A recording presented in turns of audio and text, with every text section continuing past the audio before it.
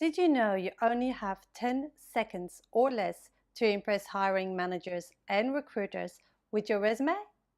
This is the hard reality of the initial resume screening process. So, how do you make it through this ruthless first cut and avoid that 10-second screen out process? Well, for those who don't know me, I'm Caroline de Kimper. I've been a career coach and agency recruiter for more than a decade, and I love helping people create a resume that impresses hiring managers. I'm about to share the initial screening process with you, but by no means this is the one and only way. There are people out there who read every single word on your resume, but I know for a fact this is not what happens most of the time. So I want you to go with me on this journey. It's to another life where you are an agency recruiter. You have a sales target of 25K a month. This means you roughly have to place 3 candidates in a new job for that month. To hit and exceed your target, you aim to work on, let's say, 8 vacancies. For each vacancy, you receive over 100 resumes. That's over 800 resumes you have to go through. You have 1 month to reach your target, but you know you need to book interviews in the first 2 weeks. Otherwise, you're not going to achieve your goal. That means reviewing 800 resumes in 2 weeks' time. That is 10 days and 8 resumes a day.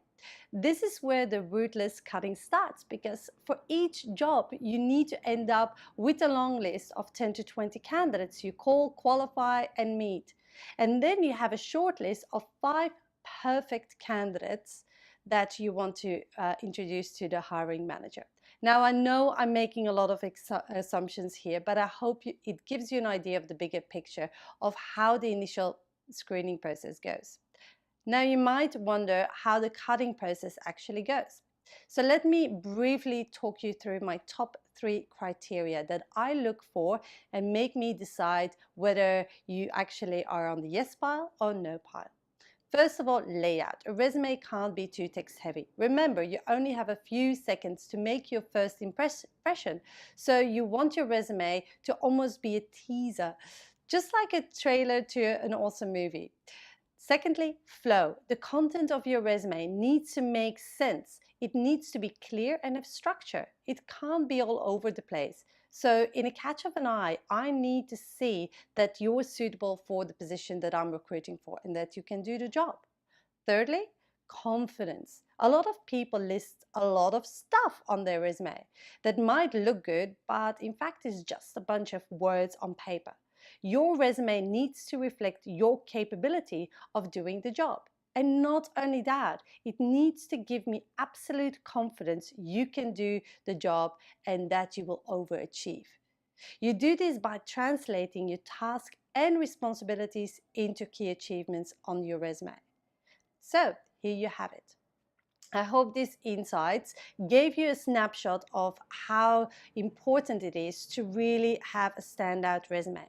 To help you achieve this, I'm sharing my most popular resume template with you. I know there are a lot of templates on the web, but ask yourself, how many of these templates are disclosed by an agency recruiter that has literally seen thousands and thousands of resumes, arranged hundreds of interviews, and placed over 500 professionals in corporate jobs. And those jobs paid on average 100K and over. So give it a go and download your free template.